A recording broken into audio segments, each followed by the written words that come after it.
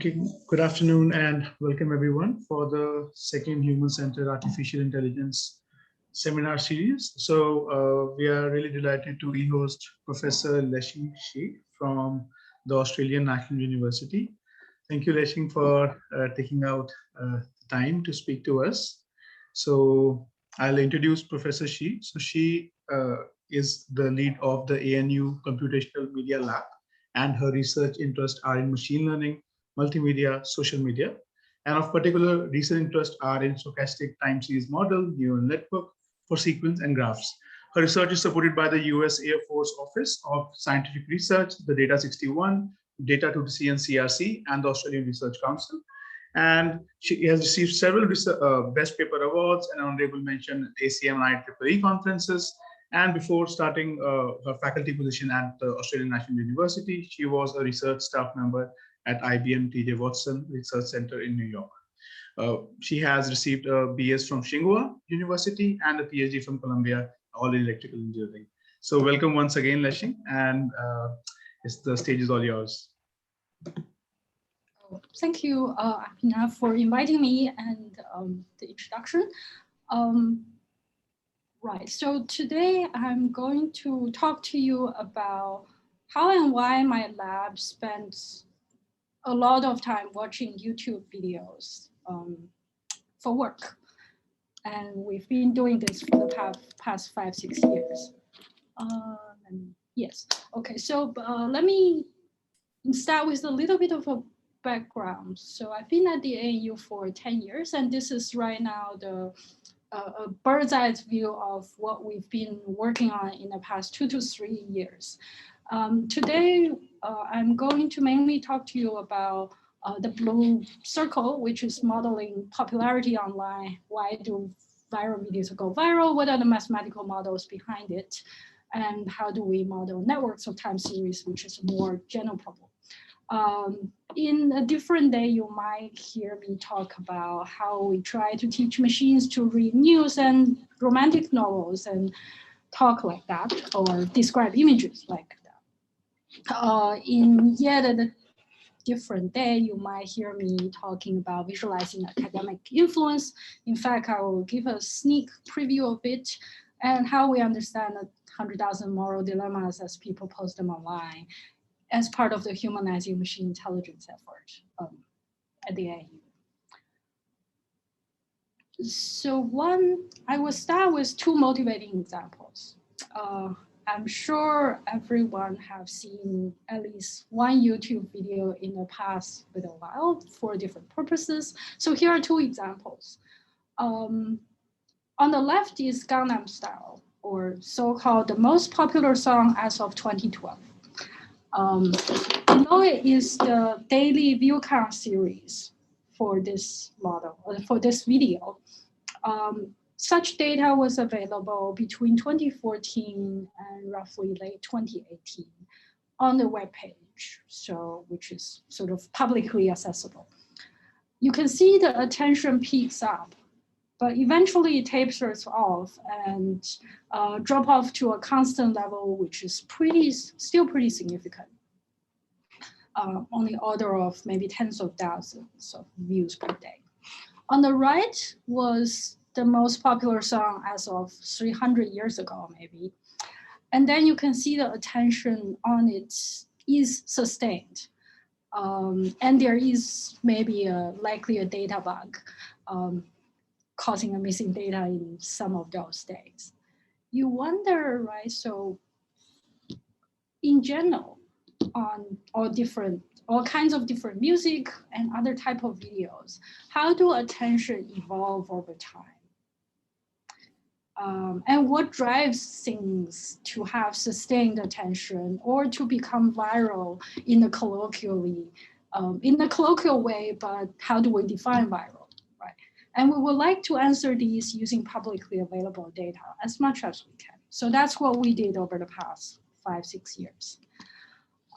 In the rest of this talk, I would like to share with you about, break this problem down into roughly 3 big buckets of problems and give you a quick overview on each of them. So I won't go into a lot of details, but roughly speaking, I feel this problem space in online attention on the web is still quite actively being shaped up. It's unlike other problem domains in research where the core problems are well recognized for the past few decades. Take natural language processing, for example, right, analysis, or say text summarization has been researched on for the past 30 years. I feel the first bullet that we have focused on is really trying to understand this, like define the problem. So how do we describe video popularity? To start with, what does popularity look like over a few years? Is it predictable? And what are the different ways of measuring it? The second group of work I'm going to talk about is it's driven by one particular model, which we call Hawk's intensity process, is right, how do we mathematically explain and predict popularity? The last bucket is what I call a grab bag of machine learning models that we develop to answer these questions that are from different angles. We'll get there. So this is of course driven by the current and alumni members of my lab. So an overview of the group is shown here. I'll acknowledge each of them as we go along. So one of our first study was a measurement study of video popularity over multiple years. We did this roughly in 2014, 2015, and the videos were basically from YouTube, uploaded from about 2009 to about 2013.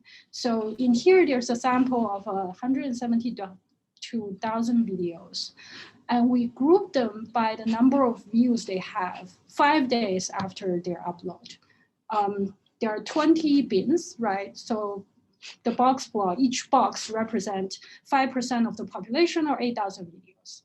The videos in the middle bins, for example, these ones, they're within 1.3 times the view count of each other after 5 days, which means these videos are quite similar.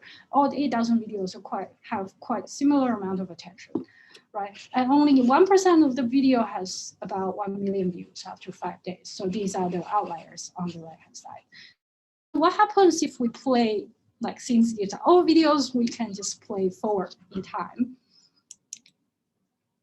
For every 5 days, we draw the same set of box plots, and we can see basically over 2.5 years, the box plots move up. If we overlay the picture of 5 days over 780 days, this is the picture we get. What we can see is that videos of the same popularity percentile roughly move up by 2 orders of magnitude. The y-axis is the total number of views in log scale. So in the middle, it's kind of evenly spaced, right?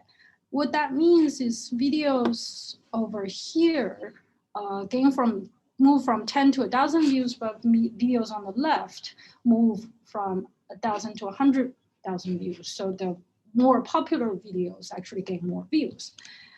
But you say, wait, you are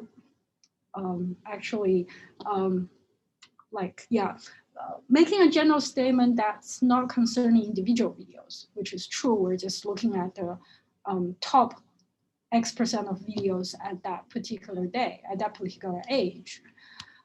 And indeed, different kinds of videos behave differently, right? So at 5 days of upload, so the x-axis is the same popularity percentile. The left is videos on the left is more popular, on the right is the least popular. So we can see for news videos on the left, they're more like a lot of them are quite popular. And for music videos, there's relatively less on the top percentile. And we do the similar thing by playing these 2 pictures forward. Oh, okay, I think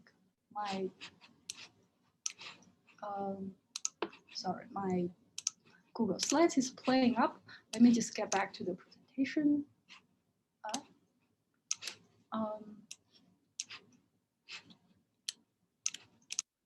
So the next page should have the video playing. Yes.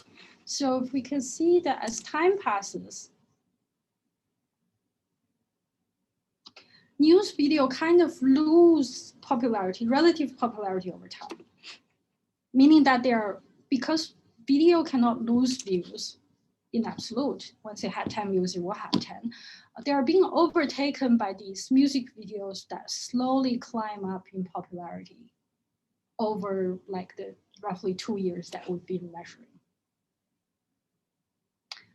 So you saw, okay, that's interesting. And it's intuitive in the sense that the attention on news naturally would fade after they are no longer new, right? So we looked at individual videos more carefully. This was our first work in really looking at the shape of daily views as a time series. What we proposed back then was that the complex shape of the time series can be summarized into 4 shapes. Basically, they are convex, concave, or increasing and decreasing. And these 4 shapes have being various lengths and scale, summarizes or approximates all kinds of popularity time series over a long time for all the videos. So 4 examples are shown here. So there's lots of videos that does this, have a spike in popularity and doesn't recover. There's one that keeps rising. I believe this is a music video, and then there's a kid doing gymnastics that have multiple peaks in popularity. And the last one is an interesting one. It seemed to have a cycle, and if you look carefully, the cycle is annual, like every year in the middle of the year. Turns out this video is about how to vent a portable air conditioner, and the cycles correspond to the summer in the Northern Hemisphere. So you might say that, right, so extracting these phases require a clever algorithm that leverages curve estimation and dynamic programming, but you say, well, you can do this, fine. But how does phases relate to popularity? What is this sort of observation significant, if at all? So we have tabulated basically the fraction of videos having what we call dominant decreasing phase. Basically, that looks like this. There's some spike of popularity and then the attention dies and don't recover. With more than 90% of the duration that we mentioned. So these bar plots should probably be read in its converse. So basically, the dark gray bars are the percentage of videos with this dominant decreasing phase. And on the left plot, it basically says that the less popular videos tend to have this dynamic pattern, basically have a spike in attention and never recovers. And on the right, the fraction of videos with this dominant decreasing phase is broken down by different type of videos. We can see that music, for example, have the least amount of videos with this shape, because music have re-listening value, right? If I like a song, I'll go back to it next month or tonight, right? On the other hand, news has the highest fraction of videos that has a spike of attention and never recovers. So the takeaway here is the popularity of videos is inherently unpredictable because of the existence of these different phases. And it is more so for the very popular videos.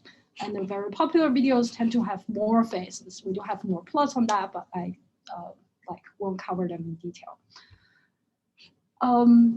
So right now, I'm just going to ask you to hold off your doubts about how phases come about until the middle section of this talk.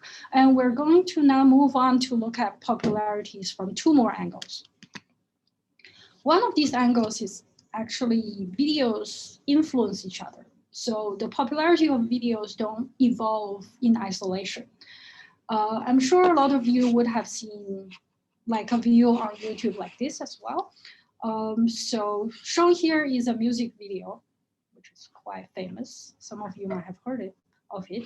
And on the right-hand side are a list of recommended videos. These are generated from like machine learning, large-scale machine learning systems, such as the one in the bottom, done by Google, published in Rec 6 2016, we were kind of told that this is still approximates the current system. And what happens with the Hello song, it has 2.5 billion views after a short while.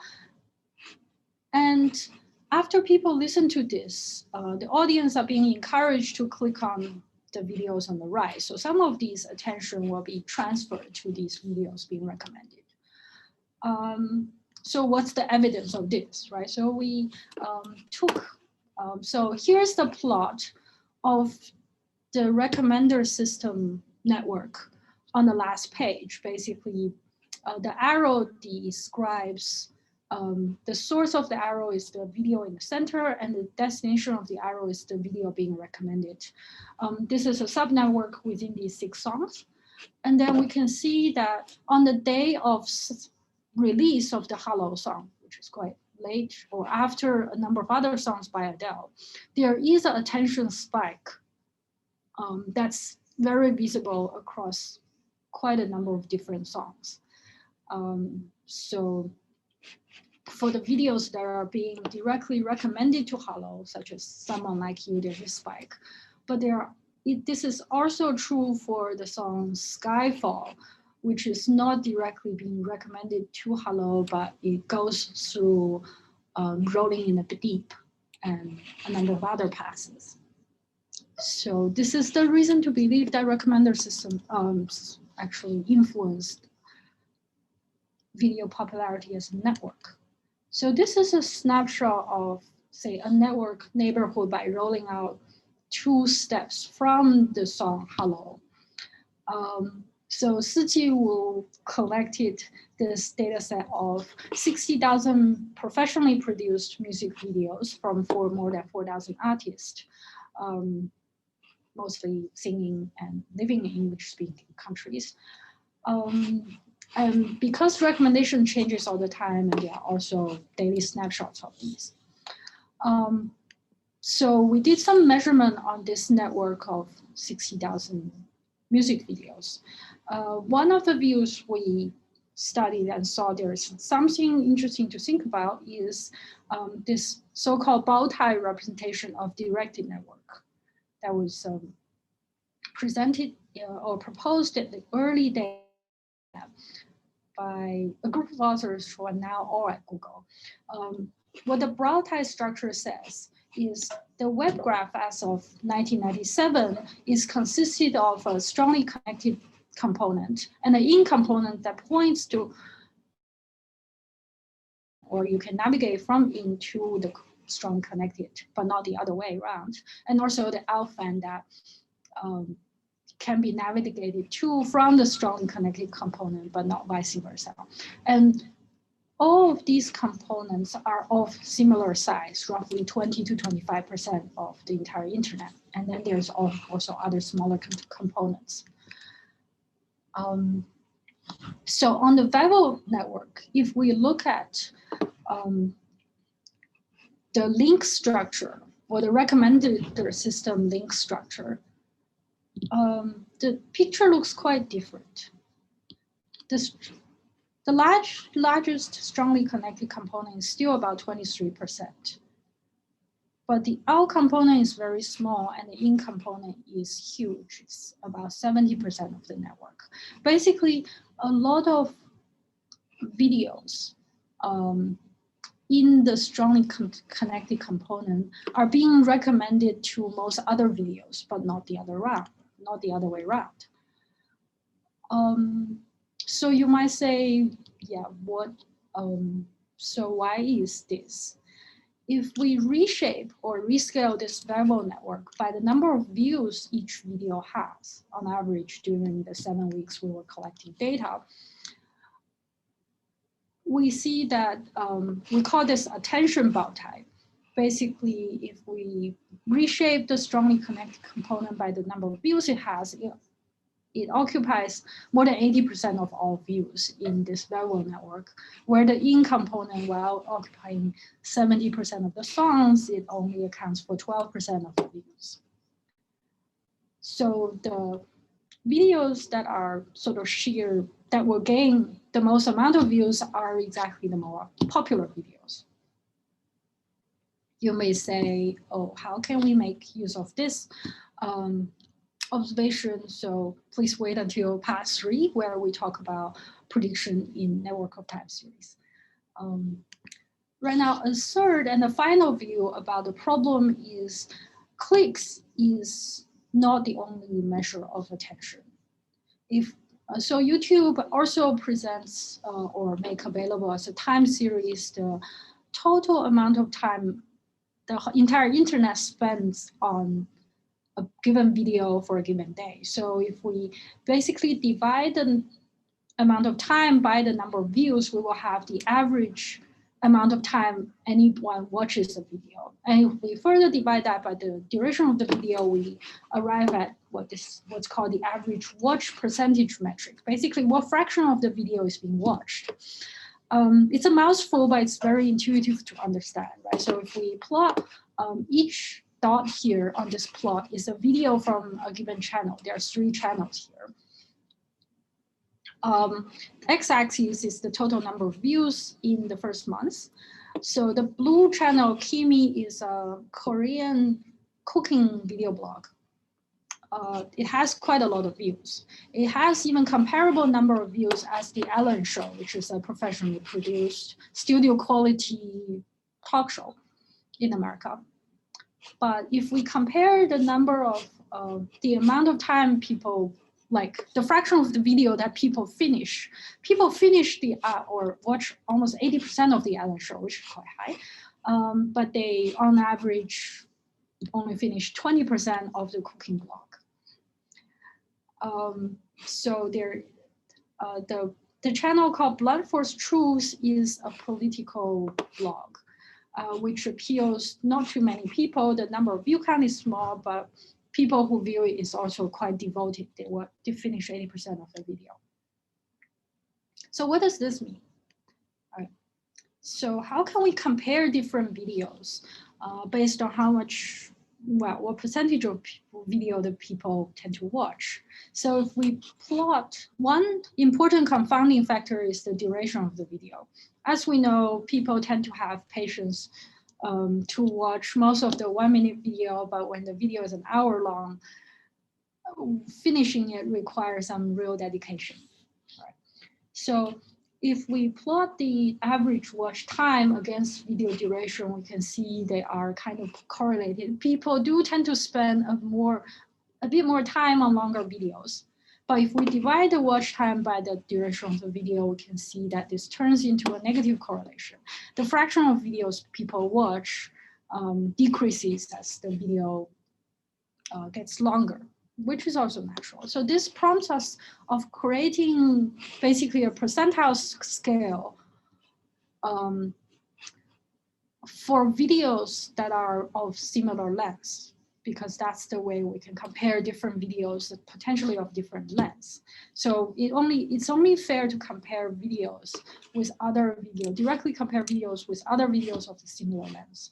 So these 2 plots are generated across 60 million videos, and we have about 5,000 bins. And for each bin, we created this percentile scale.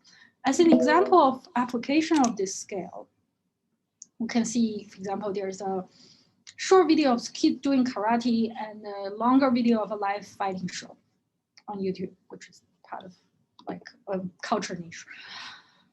And if we look at them from the average watch time, we can see that people who watch the live fighting show tend to watch it for longer. If we look at the watch percentage, people tend to finish the short video on more of kids doing karate. But if we look at the relative percentile scale, so these 2 videos are actually both outperforming most of the other videos of similar lengths. So in terms of watch percentile, they're actually similar. So we call this percentile of video being watched relative to other videos of the same length relative engagement. right? So how do we know that this metric, percentile metric, is any good, right? It's a number between 0 and 1. It's nicely normalized.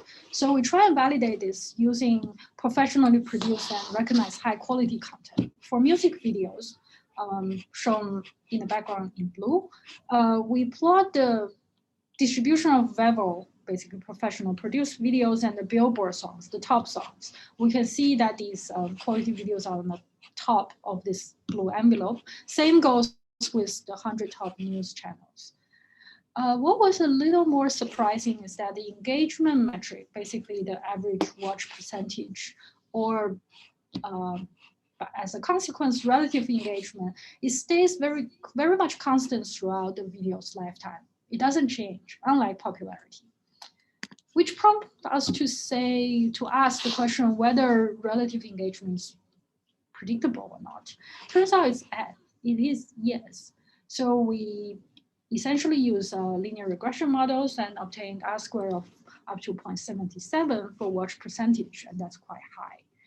We looked at what features predict engagement before a video has any views. We basically exclude view and attention stats from the input features. So the most predictive feature is the channel reputation, how engaging this other videos from the same user was, and then content topics, which is interesting. So at that time, Google made available through the API about 400,000 Freebase concepts, all the way from this is about books and this is music to this is about artist Adele as a binary vector, and also video metadata such duration, resolution, and so on. So what's plotted here is the top 500 most frequent topics in Freebase. And the scatter plot, the y-axis is conditional entropy, which basically lower is more informative. So two of the most informative features are Bollywood and Obama. And if we basically graph these two features, videos having these two features, based on their relative engagement, we can see that Obama tend to mean higher engagement, Bollywood means lower engagement. So that's what I wanted to say about the problem space, right? So the popularity is inherently multi-phased, unpredictable, but engagement is, which is encouraging. You must be asking by now, right? So then what drives popularity? So here is the mental picture we have been subscribed to for the past 3-4 years. There are lots of papers trying to predict video popularity. A lot of them do so from the history of popularity or perhaps popularity from the same users and so on. Our view is somewhat different. We argue that popularity is the result of the joint force between what YouTube or any other social information platform has internally, basically network effects, system memory, how fast people forget, and the inherent quality of the content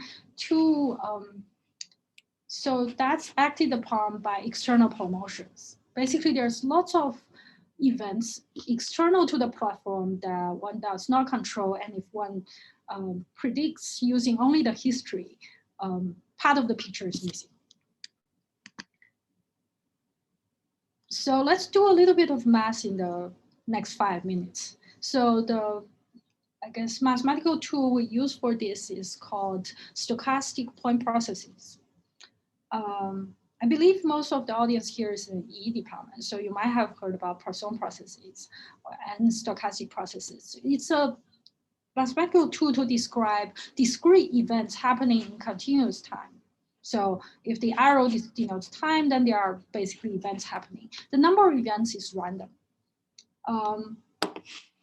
And you might have heard about Poisson processes, which means the expected number of events in any unit time is constant. And here we're looking at hot self-exciting point processes, which is a variant that describes social events quite well. Basically, the intuition is one event begets future events. It's dictated by what's called this memory kernel phi, usually that has a decaying form that encodes basically, let's say, the rate of subsequent events triggered by these blue events is influenced by content quality, user influence, and memory that decays according to, let's say, power law. Using the self-exciting point process itself to model views is computationally expensive. It's roughly n squared. When n is about 1 million or even above, that's hard. That's gonna take a long time. And the data is not available because we don't have access to individual user watch history. What we did instead is that taking the Hawkes process, which is now repeated in the bottom. Right. What we did was to take the expectation over individual event history, basically taking expectation over stochastic number of events that happen at random times. And this gives us this integral equation above. It says, well, exogenous stimuli is basically how much people tweet. It gets scaled by a sensitivity parameter, and then it gets influenced by its own history with a decay kernel over time. We call this endogenous response. So this is still a mouthful, but on the high level, it's basically popularity of the current popularity depends on how much people are talking about it now, and also its own history and how much people talked about it yesterday on Twitter or shared it on other platforms. That's indirectly influencing us through the history of yesterday. So what we do is this model, this page and the next page has a few more intuitions. Hopefully that will help you understand this model, is that we basically take what we call exogenous stimuli series S of t as input, take the popularity history, the green series as target, and then we basically fit this model, right? Find a set of parameters. There are 7, I remember, using least squares or nonlinear optimization by minimizing the loss function. We do this for every single video, given a little bit of its popularity history and tweeting history. We do this on a Hawkes supercomputer, and then it is basically a fit, the blue series that tries to explain the green series using the red. As you can see, this is far from a linear sort of like visibly scaled. It's not a scaled relationship. It is, in a sense, again, for this audience you are probably familiar with, it's a convolution. So the claim here is what we call this the Hawkes intensity process, because we take expected intensity, is a linear time invariant system, which prompts us to examine its impulse response, which is just replace the S of t and mu of S of t with the impulse function, right? We could then basically explain the outcome of this for each video in a 2D map. One is this sensitivity parameter mu. Larger mu is more promotable videos. And then the other one is basically the area under the impulse response, or basically integrating the impulse response over the long time. How much views do I get in total in eternity? So now I'm going to show you a demo to use this 2-dimensional map, which we call extra-indo map, to explain different behavior of different videos. So the 2 dimensions are shown on the top left of this quadrant chart. So the demo is preloaded here. There are 3 videos encoded as dots.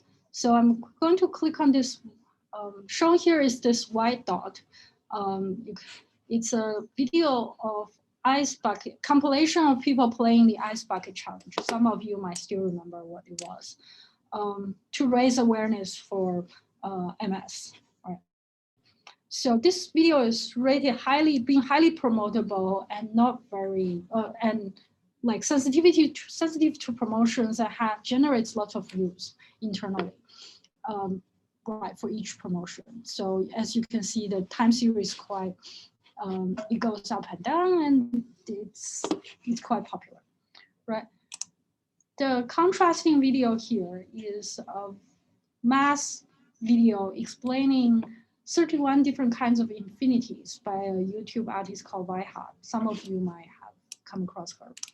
So this video is quite viral, but it's not very promotable. As you can imagine, topics like this tend to be niche. I do like it, but I know I'm not a typical YouTube user. So maps like this allows us to reason or compare collections, compare individual videos, and yeah, talk about what we can do with it. So where I'm already 40 minutes down, so let me. So for example, we can compare the top 5% of film animation videos to all the film and animation videos on the left. It means that the more popular videos seem to have high sensitivity. They are not essentially more viral. I'm gonna skip the next one about games and then just talk about, well, we can also look at the area below a threshold on this map and identify unpromotable videos. Shown here is the example of a video blogger talking about how to make pizza. And that was not very promotable, but it somehow had a decent number of views.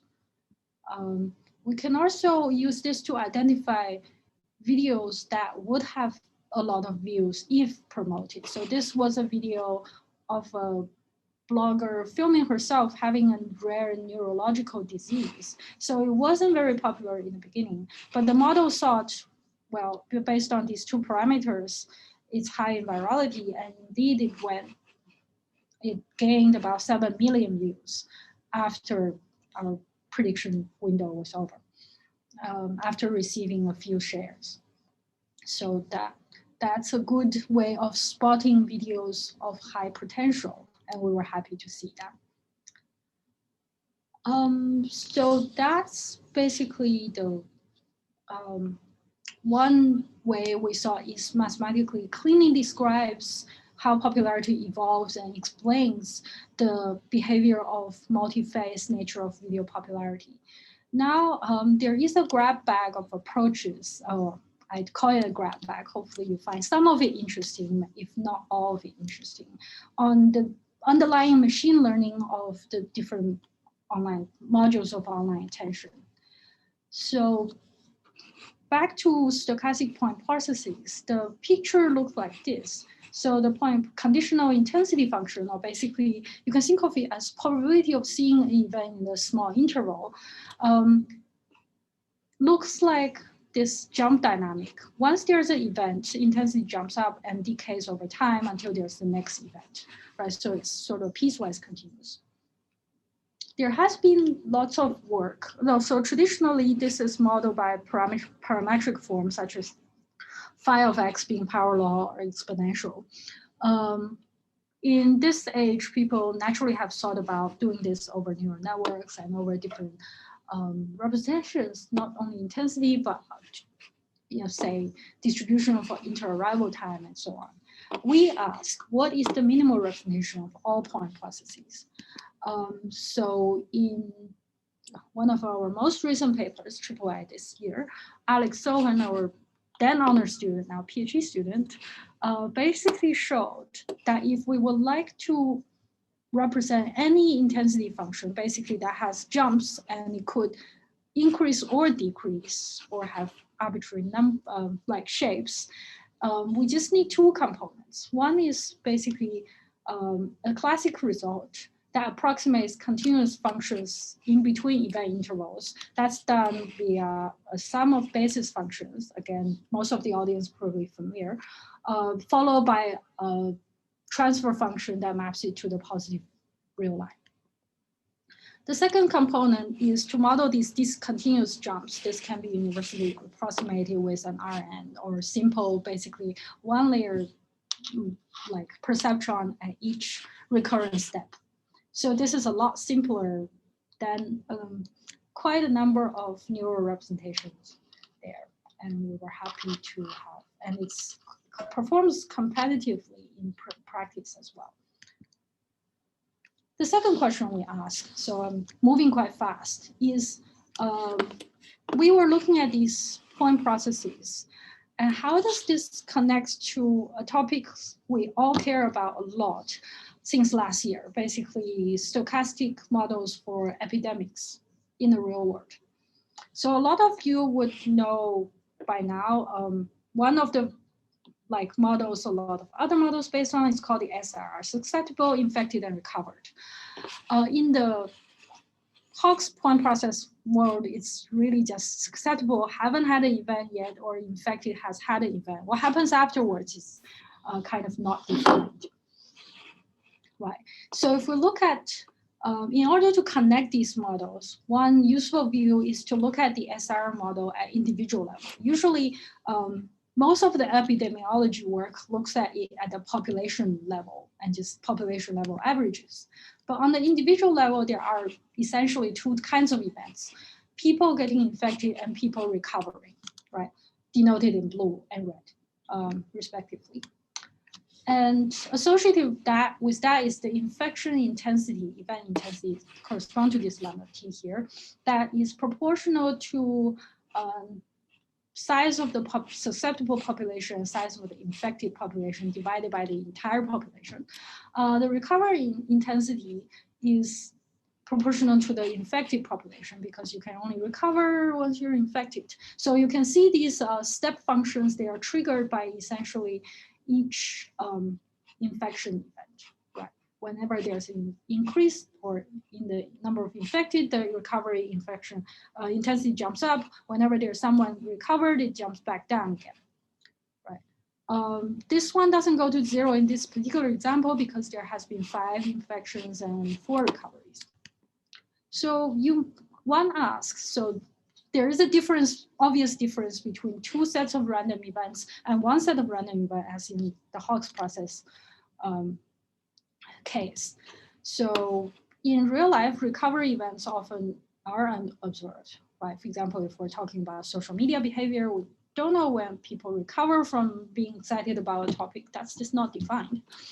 And in case when people just recover from being sick, it's also not recorded, right?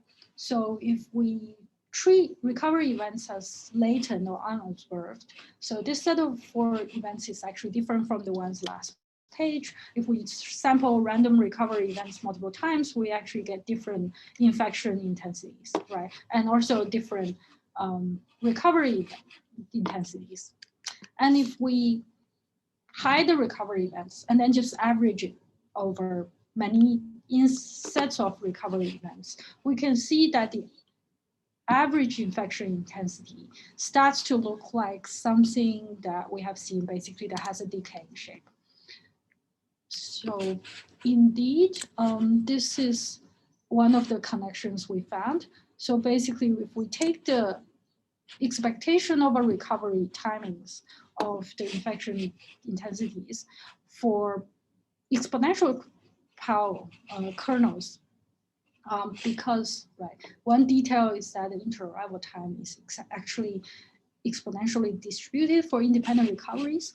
So basically there's a connection between SIR with hidden recoveries to Hawk's model modulated by the population size n. It's not an equal sign, but a lower bound in the right, that's a detail. What this allows to do for Hawk's processes is to model events that are highly viral at the beginning and doesn't blow up, because no real events in the social media actually blows up to infinity. What this can do for epidemics, that's still an open question. And I think it's an exciting. So I wanted to, let's see. Right, so we're approaching question time. I wanted to just skim through the last problem and show you the demo we have. We can take more time. Yeah, please, yeah, take your time to explain as you feel. I think, yeah, 5 more minutes would suffice. So as I've hinted, the popularity of YouTube videos influence each other. In general, this is forecasting problem on a network of time series that's not being worked on a lot, right? So the example shown here is not YouTube, but Wikipedia pages. And there are number of views on them. They are also open, you can collect them. And the links are hyperlinks among these pages. These Yellow Vest movement is a political movement in France. And you can see that these spikes are influenced by some of its neighbors, right? So there are three components in this kind of problem: time series, networks, and also the links are dynamic. So as with the recommender system on YouTube, the hyperlinks here also appear and disappear because people update Wikipedia a lot. So different work in the literature, including our own in the middle on the YouTube music video work, have tackled different aspects of these three dimensions, but I claim that this new work this year was the one that checks all three boxes in a scalable way. So basically, we're tackling this forecast problem in the 61,000 music videos and more than 300,000 Wikipedia pages. So the key of the solution is recurrent structure, node aggregation, and efficient ways to make this happen. And the forecasts are actually quite predictable. As we can see, there are weekly seasonal structures and also trends being captured in the layer decomposition of this network, time series network. Ask me afterwards if you want to know more detail. So we actually packaged up these two big data sets in a demo for people to play around and for ourselves to see what's happening. So shown here is the Adele song Rolling in the Deep and Someone Like You. They have a strong influence, and you can see the time series are quite highly correlated. I'm going to show you now the live version. Let me get out of the presenter mode. So this is the live version. If you go to the website, attentionflow.nl, you can see three tabs that basically shows three views of the data, the musicians, music videos, and wiki traffic. I click on the wiki traffic, you'll be taken to this default example. Kylo Ren, some of you might know, is a character in Star Wars. And this is the pages that most influenced or influenced by the Kylo Ren page. I can filter it down by requiring to have pages to have more influence. And then we can see that the Kylo Ren attention spike correspond to the release of different Star Wars episodes, right? Not super surprising. It also is highly influenced by Adam Driver, who is the actor that plays Kylo Ren. And from this, so the readouts of how much views are estimated to be contributed from between nodes are estimated from the neural network model of what we call red flow model of network of time series. So before we conclude, I would like to play you an entertainment, namely,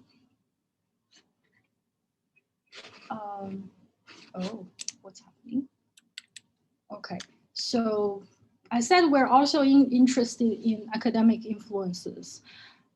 So this is Roy Bentime was a colleague and friend who moved to Monash from here. So I just did a search on him, and basically we can map a network of incoming influences from references and outgoing influence from citations in a web scale academic network over like other people, fields of study, institutions, and so on. You can go and cook your own. I was half hoping maybe Ray would turn out, but he didn't. That's basically entertainment before I conclude. I've told you about our efforts in measuring video popularity, modeling popularity, and explaining the unpredictable, and also three approaches of the machine learning of online attention, basically universal approximations, connecting epidemics and self-exciting processes, and networks of time series. Happy to take questions if that suits. Thank you, Lexing. Thank you for the really interesting talk. So guys, please type in the chat window with the questions. And okay, we do have the first question. Yep. Uh, so Leshin, would you like me to read that out? If Yes, please. So thanks for the great talk. Seems from the presentation, most examples are these very popular videos. How about the performance of predictions for these non-popular videos? Example, some machine learning tutorials only has hundreds or thousands of views. Mm. That is a really good point. Let me think. So, okay, so here's time for me to empty the caveats of this work. So on the middle block, when I say modeling popularity, we have required that we observe the video for some time, like anywhere between, I guess, 30 to 90 days would usually be sufficient.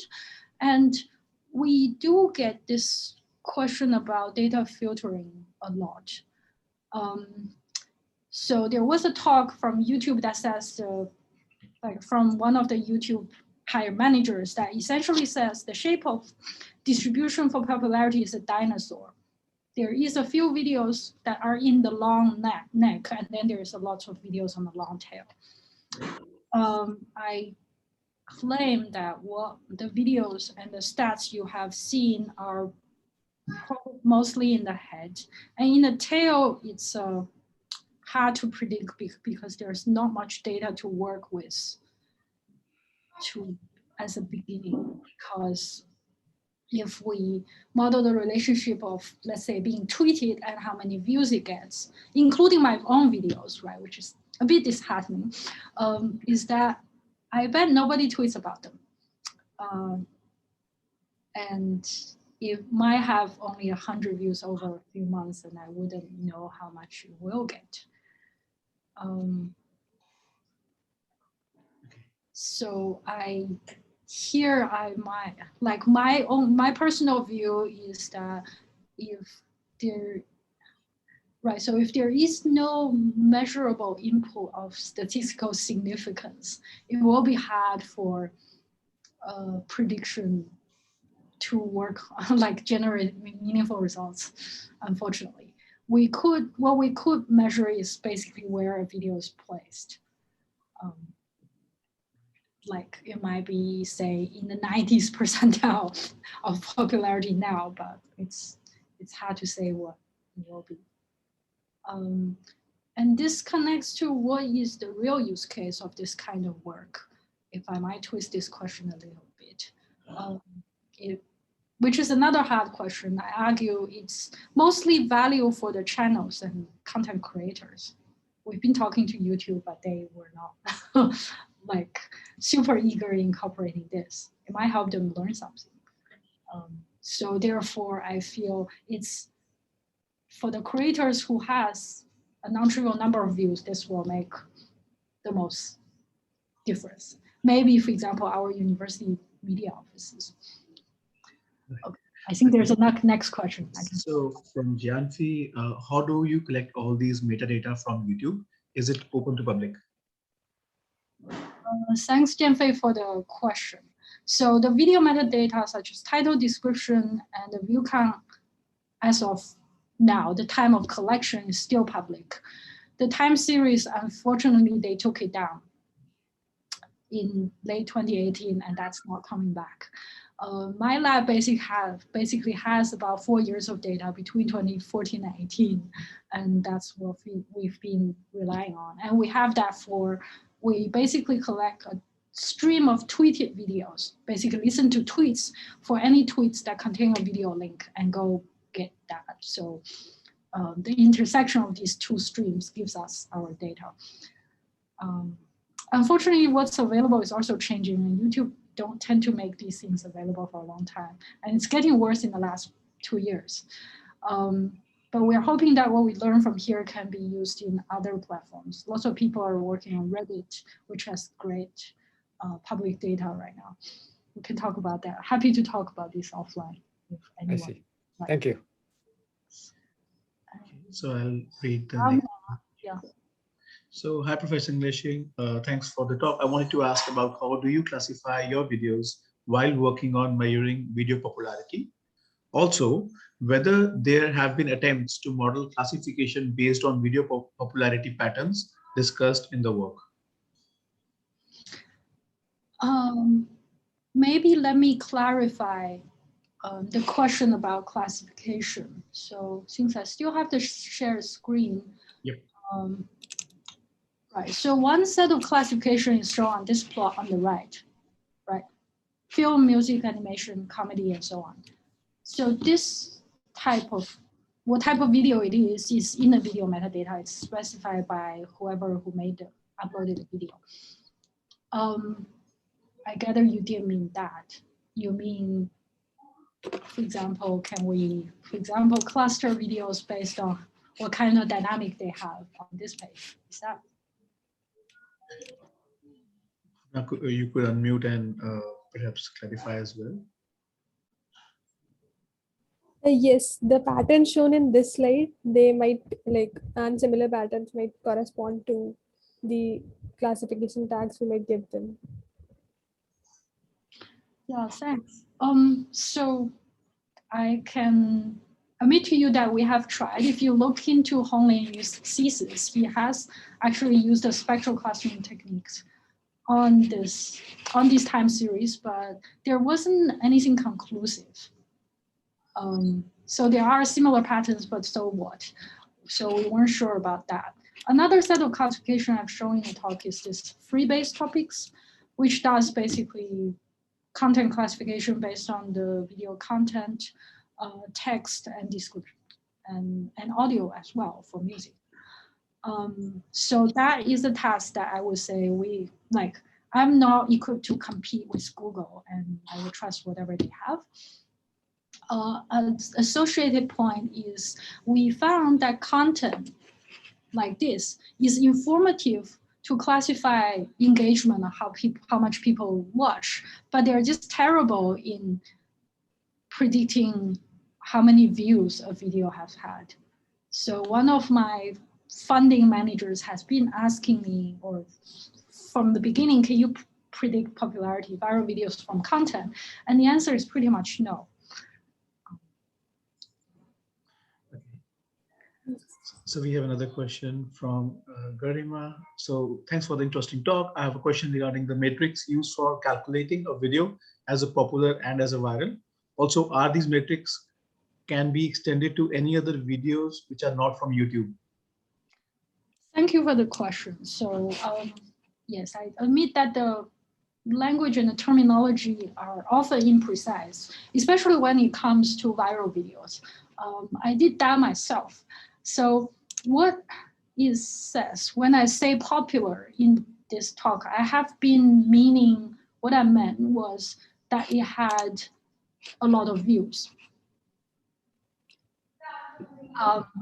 As measured, as the number you saw below each YouTube video. When I say viral, what I meant was actually each video has this impulse response function that usually looks like something spikes up and goes down over time. When I say viral, I mean colloquial viral, I mean that this impulse response is measured in the number of views. So integrated over time from 0 to infinity, there is lots of views generated per unit impulse. I hope that makes sense. What I saw was the more useful aspect of this model. It basically measures for average future promotion how many views this video is expected to get. Of course, I think in the colloquially, viral can also just mean it has lots of views. And if we read a news article, it does mean that. Or it has gotten a lot of views recently, therefore it's called viral. So going to the next question. So that's from Shreya. What is the optimal temporal window for inferring regarding the events as the graphs, nodes, traffic can affect the time complexity? Yeah, thank you for the question. Let me think about it while I find the appropriate picture for this.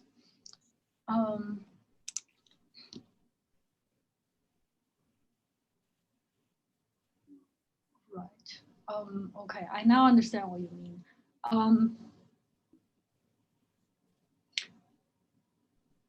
I believe this question can be answered empirically, but we do not have the exact result in this web conference paper this year. I can tell you 2 data points. So for the Bravo music, what we did was to use the first 4 weeks to learn, estimate the model, and use the last 3 weeks to forecast.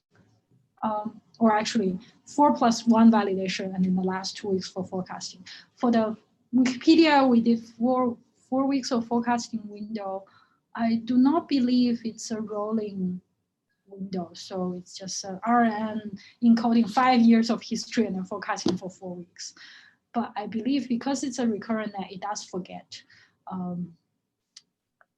And yeah, we or someone could do the ablation of saying, is the past 4 weeks enough? I suspect the answer might be okay, but I might be wrong too. Thanks for the question. So there are no more questions in the chat. I have one last question. Yeah, sure. So with respect to the Hawk intensity process, if you look at the exogenous factors, since you mentioned that the data is coming from Twitter, so in that case, is there possibility of looking at metadata of users who are tweeting a respective video to look at the question which Zishi asked in the beginning about some really interesting videos which do not get millions of views but are interesting to a smaller population? I would say yes, it's possible. I'm also going to be frank. I'm going to admit to one thing right now. So we have, we're doing work on this in the past few months, in which we compared basically number of tweets and number of views videos get of like on political topics across left and right leaning camps. We found that, for example, one camp, guess which one does lots of tweets but don't get as much views, which is interesting.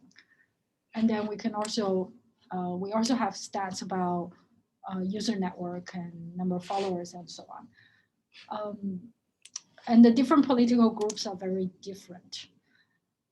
The difficulty we have for that, like the paper have received lots of like positive and negative review comments, and I would say it's still not in the done stage. It's because of the data filtering question that's like one of you asked earlier.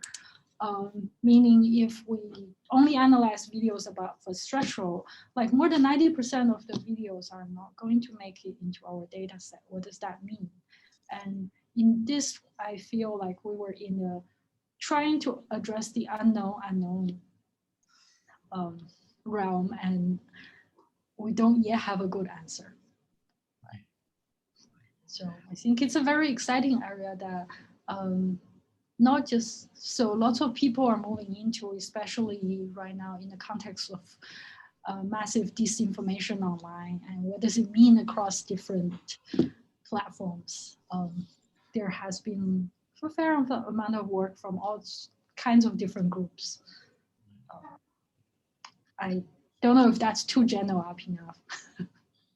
No, I think, yes, there is a lot of work which is starting in this massive disinformation campaigns and so forth. So yeah, I think thanks for pointing those out as well. So, okay, we are past 1 p.m. now. Thank you so much, Leshin, for such an interesting talk. And I'm sure there would be other questions from the participants as well. I hope it's okay if they write to you in case if they have anything in particular. Yeah, cool. Yep. So, all right. So we'll conclude our seminar talk for the day. Thanks everyone for joining in. Thank you, Leshing, and everyone have a good rest of the day. Yeah, thank you all for joining. Thanks.